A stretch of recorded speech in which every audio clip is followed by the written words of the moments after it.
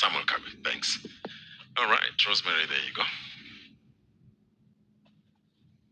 Thank you so much for the opportunity. For me, I've learned so much. Thank you, Mheshimiwa, for coming. And I've never thought of shares as a place, as a space I can fit in. But I've started Googling how much would I need to, what's the minimum shares I can buy with KPLs, all that.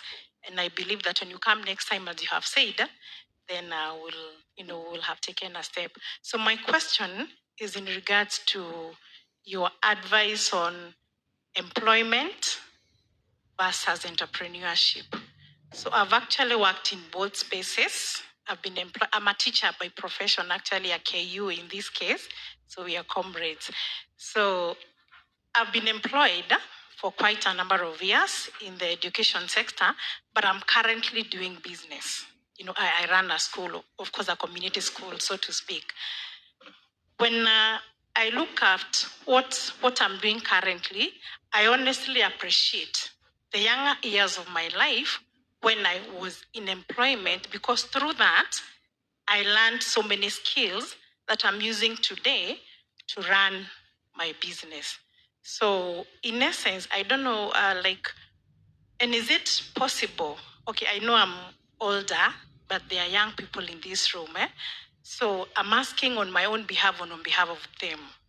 So, and then would it also be possible to be employed and to also run a business? Because actually when I began as a person, I was in employment then, but then I began, what I'm doing now when I was in employment. So I'm not saying I'm successful, but of course, I'm asking, what would you, because it's not easy for someone to start a business if they are green, they have no idea, they have no skills, maybe you can shed some light, because when I look at you as a person who I admire, you are also employed. You are a governor, number one. It's not governor, you are employed by the people of Kiharu, but you're also doing business. So I don't know, entrepreneurship, employment, and all that. Kindly shed some light. And yes, thank you. Okay, the last one, and then we'll take a break. As he answers, then we'll come back. Okay. Thank you so much. My name is Collins. I live around here, and I do business. I'm a realtor here.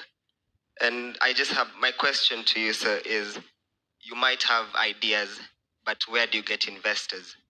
In the sense that you have ideas on how you can put tarmac, but you need 100 million for you to put the tarmac.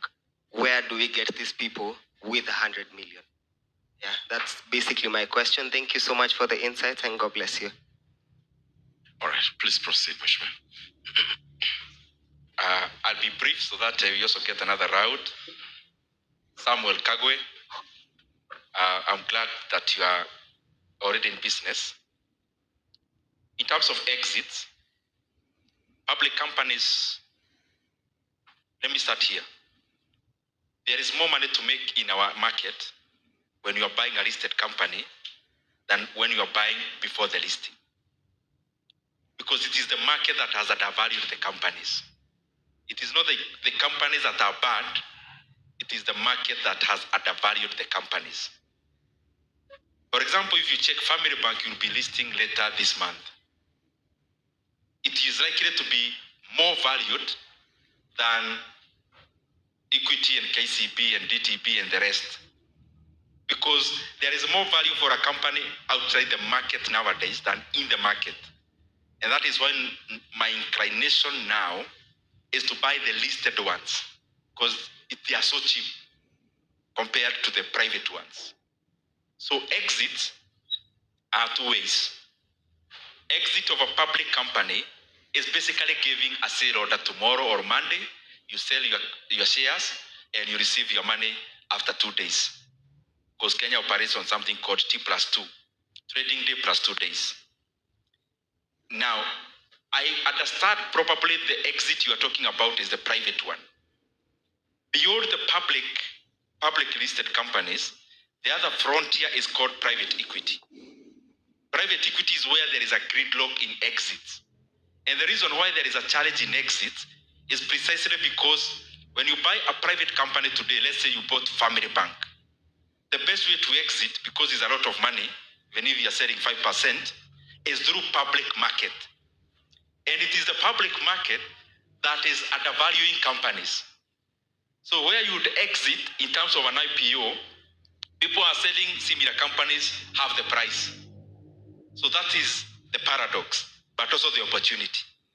So that's why in this particular timing, if somebody told you to buy a bank that is not listed, you'd rather buy the one that is listed.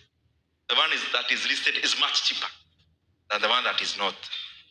In terms of robust secondary markets, in fact, the reason why I talk about this everywhere I go is because our economy also can never grow until we have a very good, robust secondary market. It's not just a matter of investing, but also an issue of capital mobilization. When we have a robust capital market, you have a company, let's say you have a manufacturing company doing mabati around the bypass. You'd literally come to the NSC and list under James or the SM as an SME. So you'd raise money in the NSC instead of going to the bank to borrow money. But since our market is undervaluing companies, then companies are not incentivized to list. But it's also an opportunity for those who want to invest in the listed companies themselves. Mwalimu, the place of employment and business.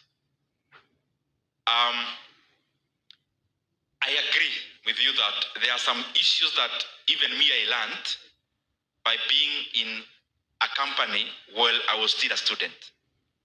How to handle employees, how to work with systems. I can't discount that. It's important. But I wish this can be learned through what we do before graduating is called what? Internship. I wish that can be learned through as a part of learning, not as a part of working. Because if I look at the characters who are giving examples here, they never got an opportunity to work anywhere. Zuckerberg, Elon, Google brothers, all of them, they learned by doing. They never learned by hearing and by observing. It's by doing. So that's a balance. In terms of being an employee, I agree. What I was talking about is being employed in a person's company. So my inclination is, and my thinking that I'm sharing with all of us, that dream job you're looking for is not in the air somewhere hanging. It is in a company somewhere. So I'm requesting us to go the notch higher. Who is this person? How can I be like them? In terms of the school, of the thinking opinion, if I'm to have a school today and start one, I would never look at a school in terms of just a school. I would look at what is my school offering that no other school is offering. Either values. The current parent in the current era would rather go to a school where a child will get a B+ and A values than where a person will get an A in papers and C in values. So I'll try to model it around there. That my school offers very superior value propositions that a parent ordinarily looks at it as like they are the ones bringing up their own children than just about grades. What more are you offering? That's what I look at. People put school fees in this Nairobi of $1 million per term. What are they paying for? That's what I would look at. How can I make people pay more for going through a school? Secondly, how can I make this model one so good that the name is so good out there, even if I'm not making so much money, so that I can actually raise more money to have 10 of such schools across Kenya. And then from there, I can start making money out of the good name. Collins? That's a very good question. Ideas are there. Where is the money? I want to throw it back to you. Where you don't see people playing, or the field you don't see people playing in, is an opportunity for you to start playing in that field. It tells you there is a robust opportunity for Kenya when it comes to private equity and venture capital and seed money. So whatever you are doing, the money you make is an opportunity for you to start doing exactly that which you realize there are not many players. Thank you. All right, there's a question? Okay. And there was another one. So somebody. Yeah, that guy was fast. Okay. So let's have you, and then we have you. And then you, okay? Good. Thank you, Mheshimiwa. By way of introduction, my name is Mtwanjao. I have 2 questions, and probably is to you as a legislator. So from budget ya jana, we have a deficit of around 1.1 trillion, and it will be heavily financed from local borrowing. So from a legislative perspective, what can you people do so that the government doesn't lock out credit that is for the private sector to spur the growth of the economy? Swali ya pili is on power. Also from a legislative perspective, power is in any production, power is a major component of expenses. Actually, it's a huge expense.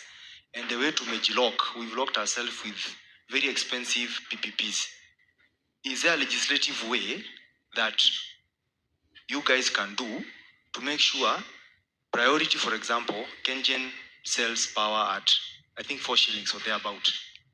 The thermal PPPs do it at, I think, 50 shillings, and they have priority to supply to Kenya Power, regardless of whether we need the power or not.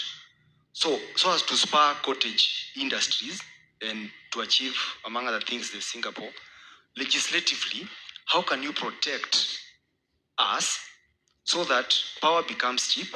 We have the stories of, I was working in my father's garage, ama nilikuwa nafanyia kazi back door, I came up with this company.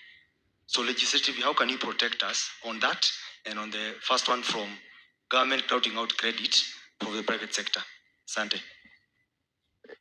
Yep. So give him, and then we'll come this way.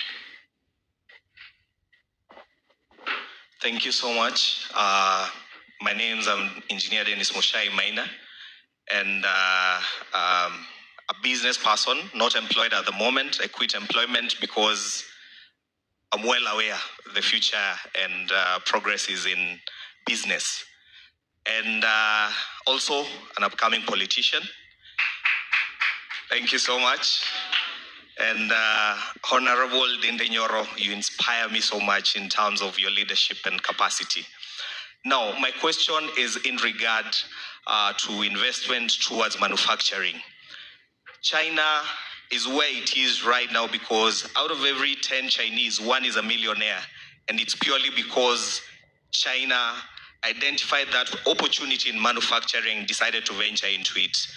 I believe Kenya is the hub towards the future of manufacturing, even as we look at a scope of Africa, even in line with your quote that Africa is our business.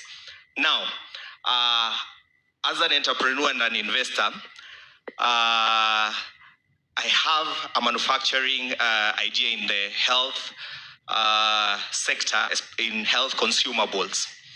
I've already identified a funding company, and all I need... Please make it precise. Yes. All I need is a joint venture investor. Now my question is to you, are you willing to come in as a joint venture so that we can push manufacturing? Kindly consider, I vied in 2022, and I think you are the reason I lost my seat. So kurudisha mkono, consider that. Thank you so much. All right. Check. Yes, sir. My name is Peter. Peter, yes. My question goes to Mheshimiwa. Having in mind that you are seated next to Reverend Owiti, Okay. and you are seated in an altar, in your line of duty, are there times that you have made money that you feel God needs to forgive you?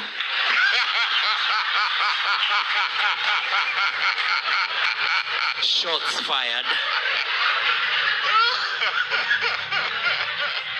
Hello everyone. Wewe unajua vile utasema hiyo.